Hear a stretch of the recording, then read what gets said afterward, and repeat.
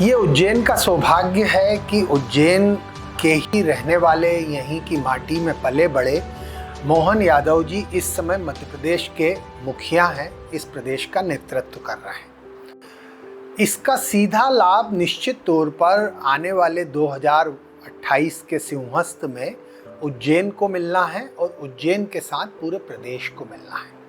मैं इससे बिल्कुल पूरी तरह से इत्तेफाक रखता हूँ। उज्जैन एकमात्र ऐसा सिंहस्थ है जो प्रचंड गर्मी के समय में होता है, यानी कि अप्रैल और मई माह में। तब उज्जैन में क्राउड मैनेजमेंट भी एक बड़ा इशू होता है और पानी से लेकर आवागमन जैसी मूलभूत सुविधाएं भी एक बड़ा चुनौती होती है। उज्जैन के सिंहस्थ का मतलब है दो बातें। पहला है शिप्रा स्नान और दूसरा है महाकाल मंदिर में दर्शन। इन सब के बीच में अन्य मंदिर भी हैं, उन सब का विकास या उन सब के लिए आवागमन की या वहाँ की मूलभूत सुविधाएं अपनी जगह महत्व रखती है, लेकिन शिप्रा स्नान एक बड़ी चुनौती है। बाकी जगहों पर यह स्थिति होती है कि गंगा खूब विशाल नदी है तो वहाँ पर जो क्राउड है वो डिवाइड हो जाता है।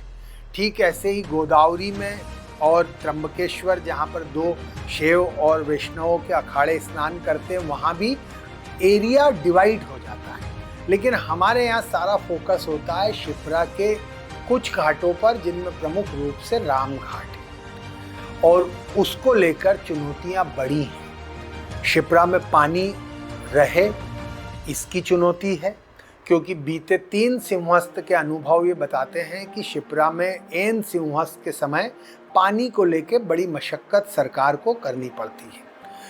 अंतिम बात महाकालेश्वर मंदिर की। मोहन यादव जी से मैं निजी तौर पे आग्रह करूंगा कि महाकाल मंदिर को लेकर एक फुल टाइमर प्रशासक जो IAS स्तर का हो, वहां पर उसको नियुक्त किया जाए। इसलिए क्योंकि अभी ये होता है कि जो मौजूदा कलेक्टर है वही महाकाल मंदिर समिति के अध्यक्ष होते हैं। कलेक्टर के पास में पूरे जिले का लॉ एंड ऑर्डर होता है, बाकी सरकारी कामकाज होते हैं और तब जाकर उनके पास में पार्ट टाइम महाकाल मंदिर की जिम्मेदारी आती है। जबकि होना ये चाहिए कि महाकाल मंदिर अपने आप में एक कंप्लीट बीट है, अपने आप में कई जिलों के बराबर एक पूरा परिसर, एक जिले को चलाने बराबर चुनौती रखता है।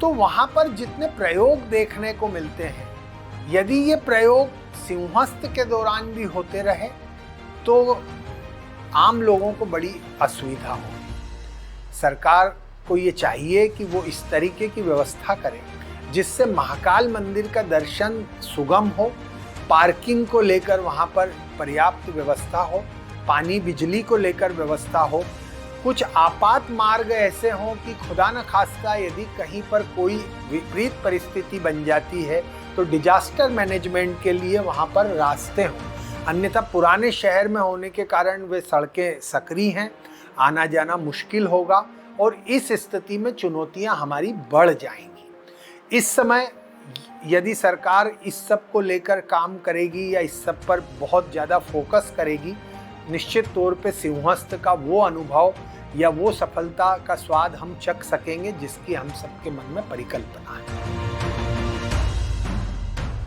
मध्य प्रदेश में हो रहे ये धार्मिक विकास न सिर्फ हमारी आस्था को सशक्त बना रहे हैं, बल्कि पर्यटन, रोजगार और क्षेत्र विकास के नए रास्ते भी खोल रहे हैं। और जब विकास का ये चक्र निरंतर चलता है तो आर्थिक समृद्धि के नए द्वार अपने आप खुलने लगते हैं। मध्य प्रदेश अब सिर्फ आध्यात्मिक केंद्र नहीं बल्कि एक उभरता हुआ निवेश गंतव्य बन चुका है। ग्लोबल और रीजनल इंडस्ट्री कॉन्क्लेव MSME को सपोर्ट और ईज ऑफ डूइंग बिजनेस जैसे प्रयासों ने छोटे व्यापारियों से लेकर अंतर्राष्ट्रीय निवेशकों को आकर्षित किया है। मध्य प्रदेश शासन की यह योजना संपदा 2 जो हमारे यहाँ शुरुआत की गई है, रियल एस्टेट में एक बहुत बड़ा परिवर्तन लेके आई है। संपदा 1 में जिस प्रकार से हमारे यहाँ पेपर पद्धति से हमारे यहाँ जो दस्तावेज बनाए जाते थे शासन के द्वारा, वो पेपरलेस पद्धति को अपनाकर डिजिटल मीडिया के माध्यम से जो संपदा 2 है, उसमें हमारे मुख्यमंत्री जी के प्रयास से इतना सफल एक पोर्टल निर्माण किया गया है जिसमें बहुत सुविधाएं हो गई है और इतना स्मूथ काम होने लगा है कि हमें अगर आज कोई भी दस्तावेज को हम रजिस्ट्रेट कराते हैं तो वो तुरंत अपने व्हाट्सएप पर उसकी प्रति हमको तुरंत मिल जाती है, नामांतरण के लिए भी उसका अपडेशन हो जाता है तुरंत। इस प्रकार से संपदा 2 हमारे मध्य प्रदेश शासन की रियल एस्टेट जगत के लिए बहुत अच्छी शुरुआत हुई है, जो बहुत एक सराहनीय पहल है। मध्य प्रदेश में एक अलग तरह की क्रांति भी आई है, उसे आम लोग शायद महसूस ना कर पाए, लेकिन आप देखें कि आईटी के क्षेत्र में मध्य प्रदेश बहुत आगे गया है।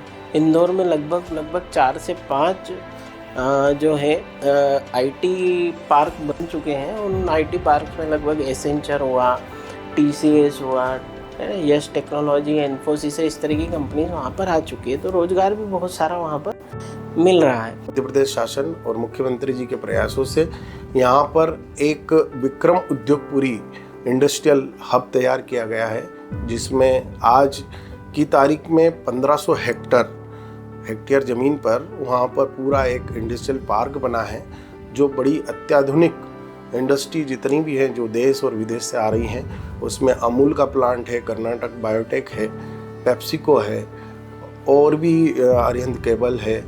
इस प्रकार से बहुत सी कंपनियां वहाँ पर स्टार्ट हो चुकी है और आयसर है, वाल्वो है, इस तरीके की बड़ी बड़ी कंपनियां और अभी वहाँ आने की तैयारी चल रही है।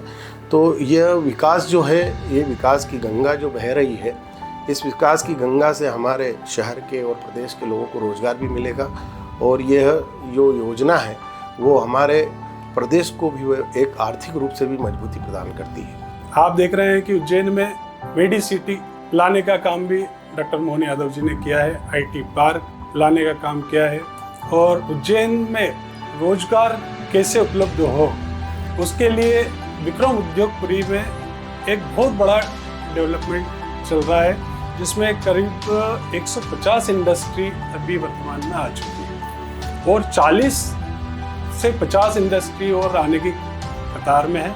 तो उज्जैन वासियों को, युवाओं को निश्चित रूप से इसका लाभ मिलेगा, युवाओं को रोजगार मिलेगा और उज्जैन की जो आज परिदृश्य देखने को मिल रहा है आने वाले समय में, और उज्जैन विकास के नए आयाम स्थापित करेगा।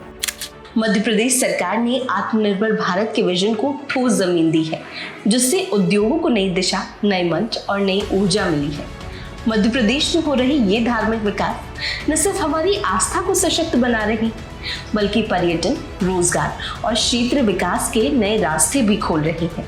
यह बदलाव सिर्फ नींव और दीवारों तक सीमित नहीं है, यह सोच का है, दृष्टि का है और दिशा का भी है। यह सिर्फ विकास की कहानी नहीं, यह उन सपनों की भी कहानी है जो कभी अधूरे थे और अब आकार ले रही है। यह कहानी है उस मध्य प्रदेश की जो अब भविष्य की राह पर सिर्फ चल नहीं रहा बल्कि दौड़ रहा है, क्योंकि यह सिर्फ एक राज्य नहीं, यह है भारत का दिल और इसकी धड़कन अब तेज होती जा रही है।